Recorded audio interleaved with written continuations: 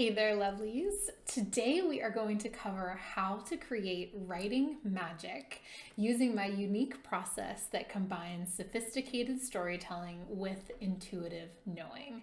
I'm going to cover 6 keys to unlocking your powerful writing voice, and these keys can be used for any type of writing, including writing a book. My name is Brooke Adams Law. I'm an award-winning author and a writing coach. I have a master's degree in creative writing, and my debut novel, Catchlight, was named a Best Indie Book of 2020 by Kirkus Reviews. Let's dive into these 6 keys for unlocking your powerful writing voice. So key number 1 is to start with desire. What do I mean by that? So if you're writing because you think you should, it's not going to gel. The piece of writing isn't going to have any fire. It's not going to ignite the reader, and it's certainly not going to ignite you to be excited about sitting down to write and to really show up to the page with your best self. So write from desire. What does this look like? I have 2 stories that kind of convey like what it looks like to write from desire and what it looks like to not.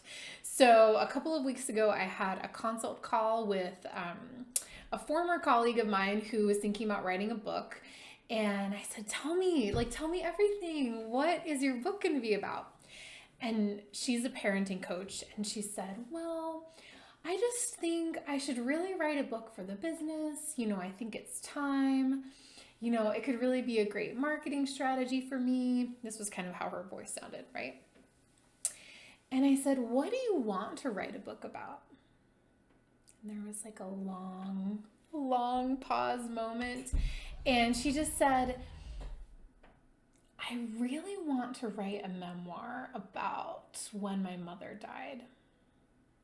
When she died, I really had to grow up. I was like, that's it, right? That is the desire. But her brain was telling her that this desire didn't make any sense. It would be more practical to write a book for her business, blah, blah, blah. I said, the practical choice is not going to carry you through all the time that it takes to write a book. Thinking you should write about a particular thing is not going to carry you to the end of writing something really powerful. So a second story about this is about a year ago, so February of 2020, I led an in-person writing retreat. It was like the last event that I did before the COVID shutdown in the US. And I had this brilliant woman came to the retreat, and she was writing a really important book. It was sort of like a nonfiction, a little bit of her story, but also kind of cultural criticism about the Me Too movement and corporate culture. And it was really an important book. And I talked to her maybe 6 or 7 months later. I said, how's your book going? She's like, I just couldn't stay with it. And she said, it was too dark of a topic for me to be writing about every day during this very dark time, with what's happening in the rest of the world. It just felt too dark for me to be able to go into that dark space every day. And I said, okay, that makes total sense. And I said, if you could be writing about anything, what would you be writing about? And again, there was that long, juicy pause. And she said, if I could write anything, I would write a historical fiction novel set during the Industrial Revolution in my town. She lives in Massachusetts.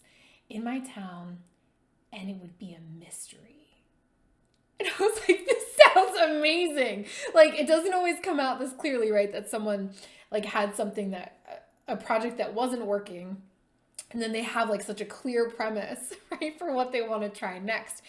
And I was kind of okay, what happened when you came into the retreat with this idea for this very serious nonfiction book on this important topic? She said, I really just thought of myself. I've always thought of myself as an academic writer. I always thought of myself as a nonfiction writer. I didn't think that I could write fiction. She was kind of I still don't know if I can write fiction. And I said, what if you could? what if you could, right? So we ended up doing a session together, and we basically she had an idea based on a historical figure who actually like lived in her town, kind of early industrial revolution. And we kind of took this like basically just like a one-line premise, and we spun it into like 3 acts, and it's going to be a dual timeline, someone in the present day, there's this like historical figure, timeline, and how they're going to weave together and different plot points for each of them. And we just had a total blast, right? And so she told me later that like maybe 3 days later, she texted me and she said, I'm well into the writing. Like and she said, I didn't realize that writing could be this much fun, right? So this is going to be part of my thesis in life, is that writing can be fun. It doesn't have to be it's like painful, dry process. It can be fun. And if you start with your desire, it's going to be even more fun. Right? So your desire might be to tell a particular story. It might be a place or like a group of people that has always fascinated you, right? It could be a desire to entertain, enlighten, right? It could be a desire to share what the screenwriter John Truby calls a moral argument. And it sounds very like official, but it really just means his idea of a moral argument in writing a movie or writing a book or writing something else, like some other kind of project. His idea of the moral argument is that you're showing with your story how you believe that people should live in the world, right? You're sharing your vision for like, this is how we could be living, right? And if you're writing fiction, you use like a character change, right? To show your moral vision of like, how could we be living? If you're writing nonfiction, whether it's a memoir or a story, or if you're writing something smaller, right? Like an email, a blog post, right? All these things, you could be pointing to your vision for how we could be living in the world, right? And it's like so juicy. So using that desire to really fuel your writing process. Okay, that's key number 1 is desire. Key number 2 to unlocking your powerful writing voice and creating that writing magic. Key number 2 is to acknowledge and heal your creative wounds. All of us have creative wounds. That's something that I believe very deeply. And it's something that I work with my clients on addressing and healing, right? So I want you to think back to any time, pick a time, because we've all had a time, or 10 times or 50 times, when you made something that was not well received. Right? So this could have been a piece of art. It could have been a piece of writing. It could have been a project you did professionally. It could be a talk or a presentation. It could be like a joke or a story you told at a party, right? Where it was not received as you had hoped, right? So it could have been criticized, laughed at, outright sabotaged, like torn to pieces, snide comments, right? When you were kind of in this like very vulnerable, like creative space of like putting forth something that you were really proud of, or that you were trying, or it was an experiment, right? And then a peer, a friend, a teacher, a parent, a professor, a colleague, right? Tore it down, right? Or a group of people tore it down, laughed in your face, made snide comments, made jokes about it, right?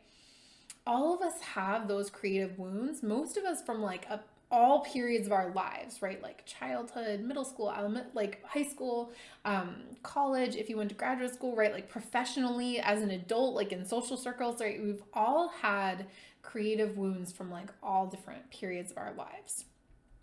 One thing that I teach is how to create safety.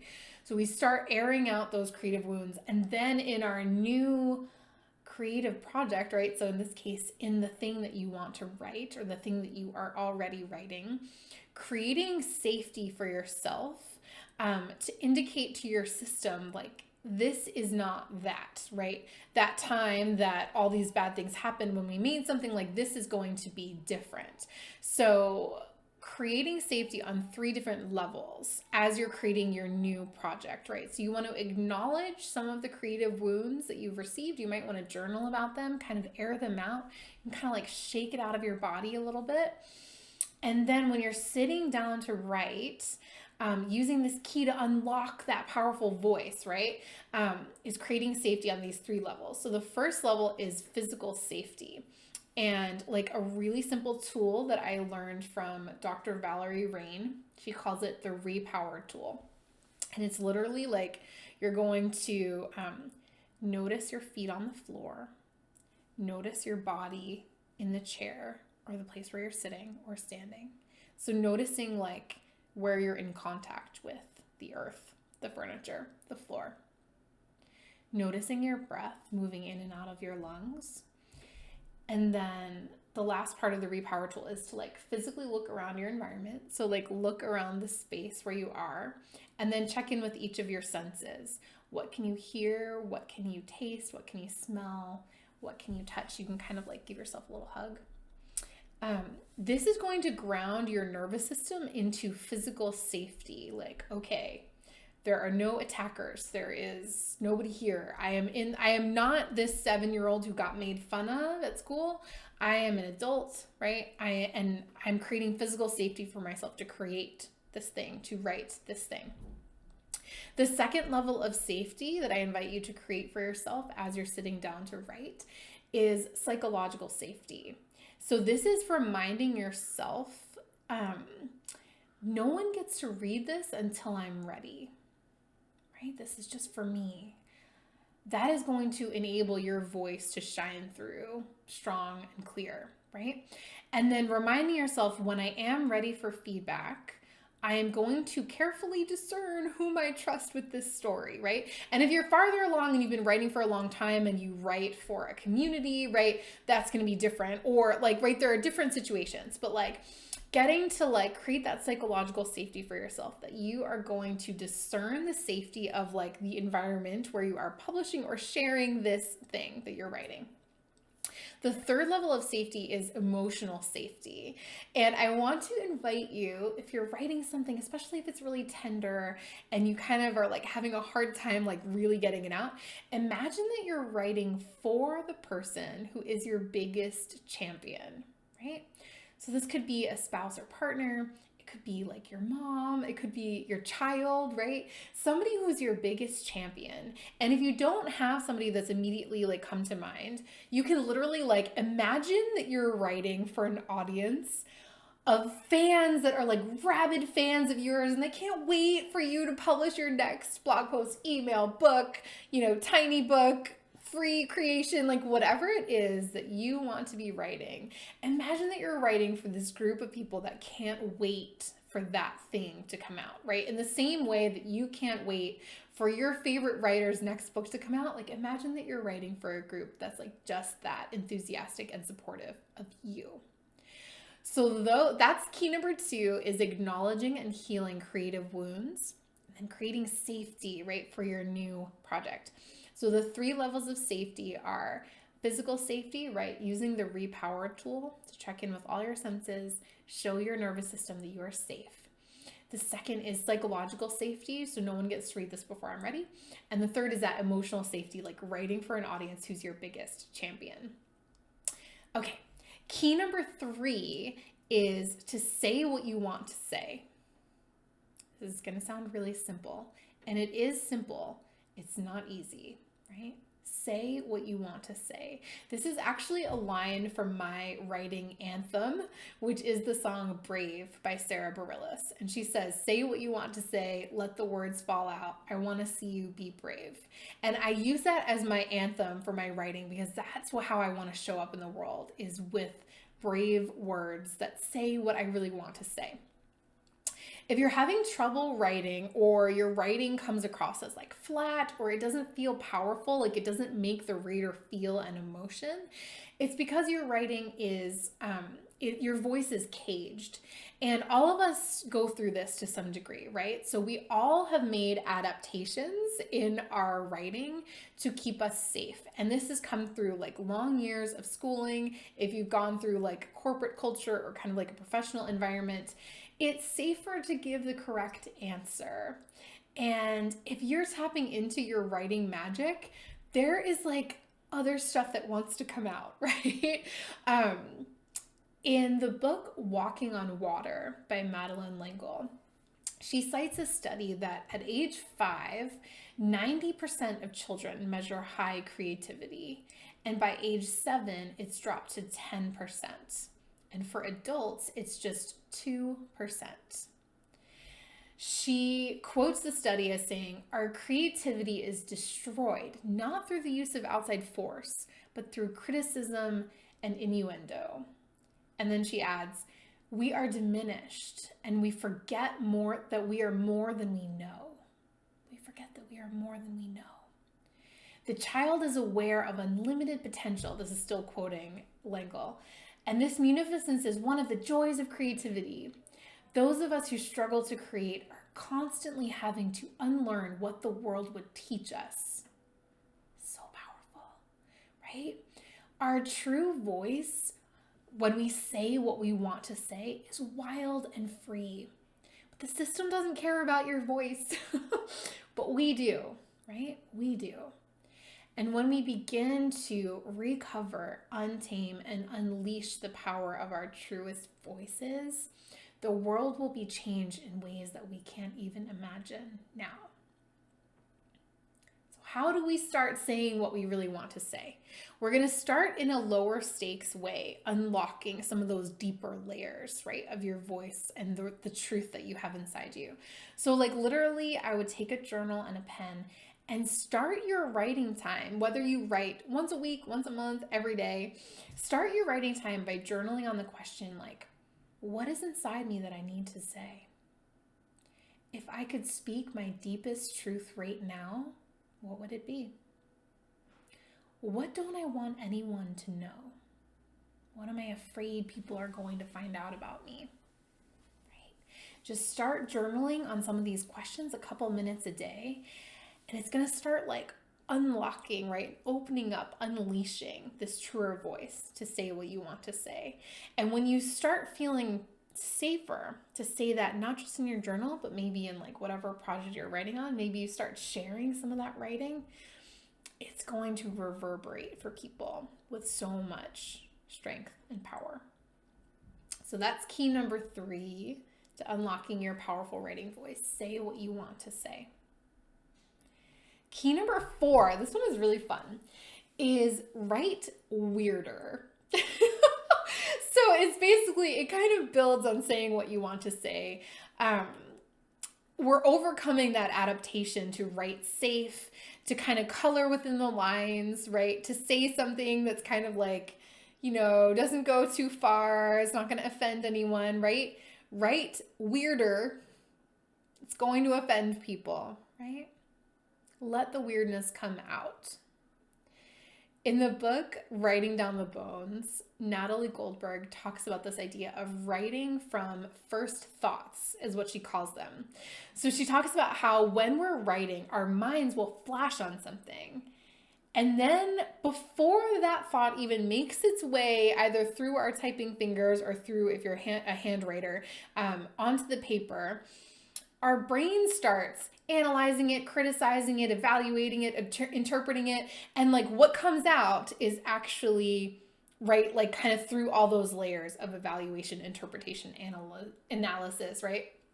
Before it even like gets to the paper. So practice noticing like what is the first thought, and then what is your brain, your inner critic, kind of like contort it into, and like what actually comes out either on the screen or on your paper. Right?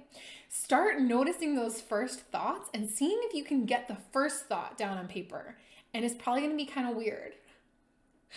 Embrace the weird. And that's going to help you unlock your powerful writing voice and create that writing magic. Okay. Key number 5 to unlocking your powerful writing voice is to study the stories and the books and the TV shows that you love.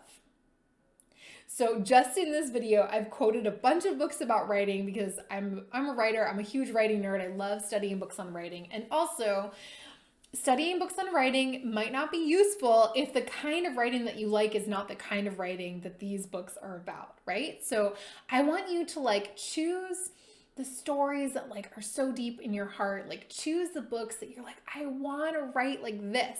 Choose the TV shows that you are binging on the weekend. You can't wait to get to Friday or Thursday night at 5 o'clock. So you have time, right, to binge this new show. Literally choose again, a story, a book, a TV show that you are obsessed with. And start analyzing it. Literally get on your computer and start making notes. So these are some questions that I ask myself when I'm doing this. How is this story structured? How do they introduce, right, the different narratives? What are those surprise revelations, right? Those OMG moments that you never saw coming. And how do they get employed in the story to keep hooking your attention? How is the book, if it's a book, structured? So I think the book Untamed by Glennon Doyle is a fantastic example of this. I think that book has one of the coolest structures that I've seen, especially for a memoir, in a long time, right? So if you've read that book, I would suspect that many of you have read it. It starts off with this preface. It's the story about the cheetah, right? And then the whole book, and I heard Glennon talk about this on a podcast. She said she wanted the whole book to feel like that cheetah racing across the plain, right? So it's told in these very short snippet essays. And she wanted it to feel like it's kind of gathering speed and momentum as it goes along. The book is divided into 3 parts. The first part is called Caged. And it shows you all the cages that she grew up in and that she had kind of even as an adult. The second part is called Keys, and she shows you 4 keys that she has used in her own life to unlock the cages that she has found herself trapped in by culture. And the third section, I think is called Free, I believe. And it's all these stories of what being untamed looks like to her, right? And you can also see her vision of how to be in the world is contained in those chapters about freedom, right? What does it look like to be a free woman? She's telling you, right? She's presenting you with her vision of what that looks like. So conversely, pick a TV show. So I'm obsessed with The Crown on Netflix, right? So thinking about how does The Crown start off? How do they draw you in? What are the moments they choose to show you, right? Or a show, I mean, this is a few years ago now, but Downton Abbey was a big love of mine. And one of the things that I literally studied is in the pilot of Downton Abbey, the first episode, I really looked at how do they set up so many narratives and so many different storylines, characters upstairs, characters downstairs, how those 2 worlds collide, and how do they weave those, start those stories off. So from the first episode, you're in it, right? And you're on the train, right? The story train is leaving the station, it's going. So literally choosing some of these books and stories that you admire and just asking yourself, again, how is it structured? How do they introduce the different storylines? How is the story paced? When does it slow down? When does it pick up? A lot of good storytelling technique is invisible if you're not studying it and looking for it. Part of your job as a writer is to uncover some of those techniques and start using them in your own writing, right? And the last point that I want to make is make sure that you're always telling stories, right? That you're placing the reader in a scene that's unfolding, right? With sensory details, with dialogue, right? All the good makings of a good story. Don't write only to make a point, right? You can show something, show a story that makes a point.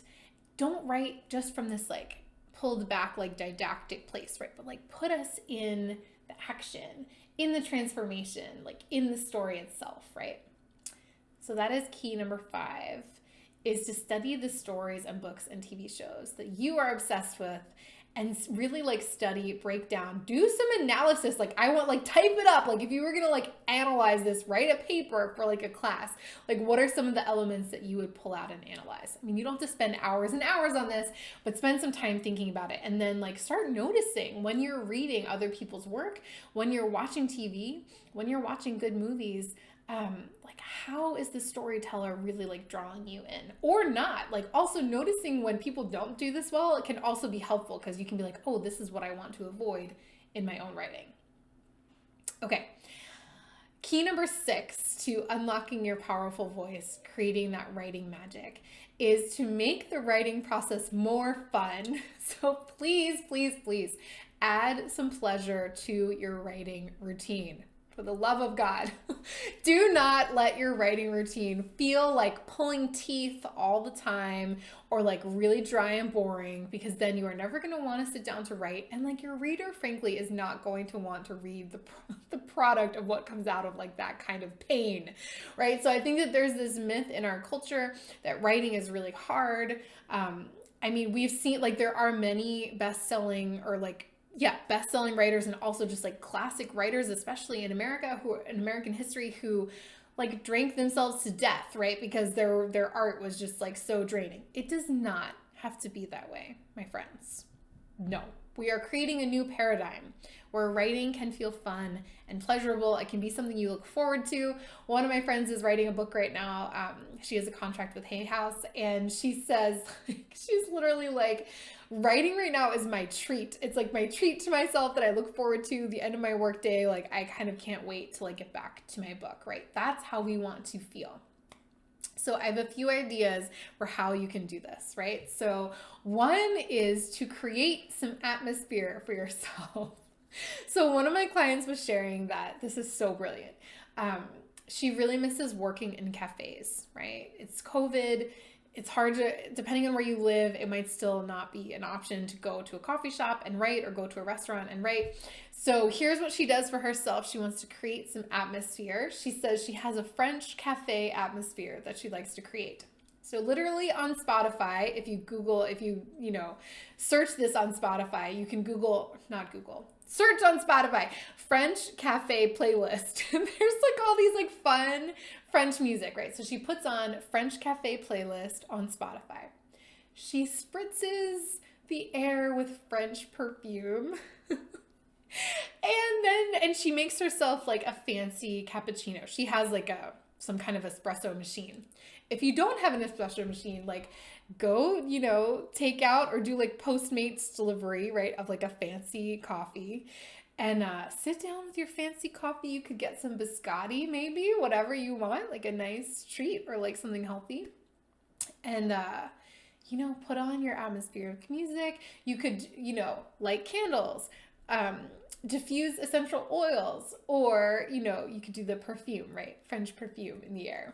Right? So create some atmosphere for yourself that feels like fun and engaging and kind of like changes your brain chemistry like a little bit. Okay, tip 2 for how to make your writing process feel more fun is to channel the voice that you want to be writing. Okay, so if you're writing fiction, you're going to think about the character you're writing. If you're writing nonfiction of any kind, you might be thinking of like your own future self, right? If you want to channel like, okay, I want to be writing this missive for my community, this blog post, this lead magnet, this content, or this book, right? Like this, if you're writing like a nonfiction book, a self-help book, a memoir, right? You could be channeling like your future self. Or if you're writing a memoir about a memory, you could channel your past self, right? So think about like, if you were a character actor, how would you get into this person's character, right? This voice that you want to channel, right? So is it a piece of clothing? Is it a certain type of music, right? Is it a scent?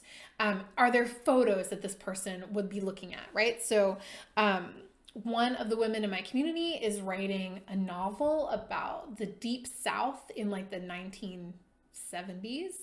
And we were suggesting to her, like, what if that person, 1940s, because then There's like dual timeline. Anyway, we were like, would she have like a lace shawl? Would she be drinking? What kind of tea would she be drinking? Right? Like this character. So we had these different like touch points. And then she had some historical photos that had been in her family that she's going to then like put up when she's writing this character, right? So if you're channeling your wisest self or your future self, right? What is she wearing? What is she thinking about, right? Like how is her voice coming through?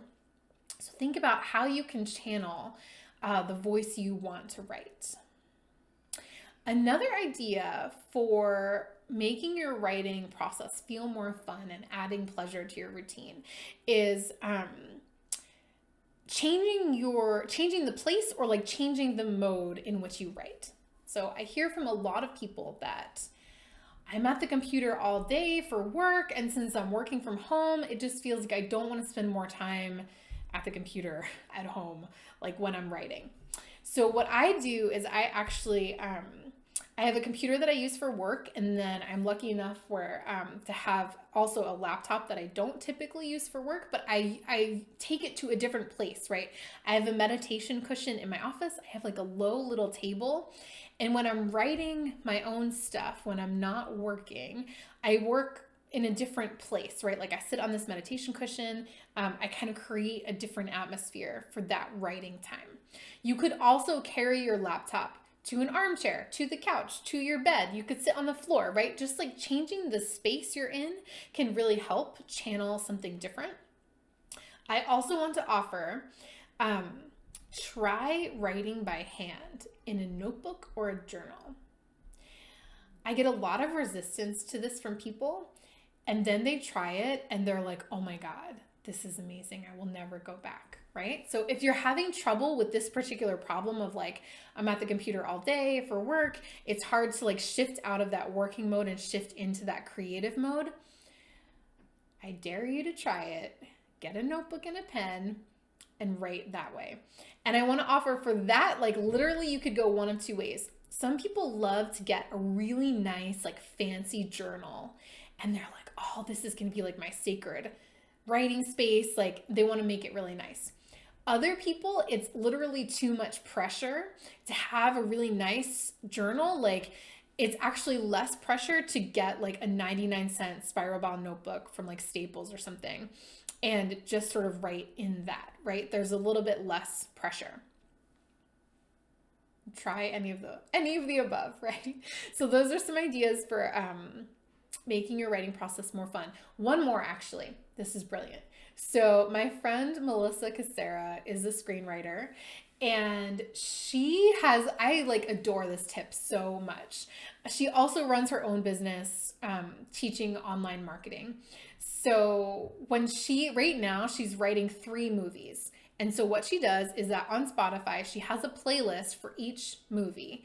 And it's not necessarily meant to be like, this is the movie soundtrack, but like all the songs in each playlist are meant to like evoke the emotions, the tone, the vibe of different parts of that particular movie project that she's working on.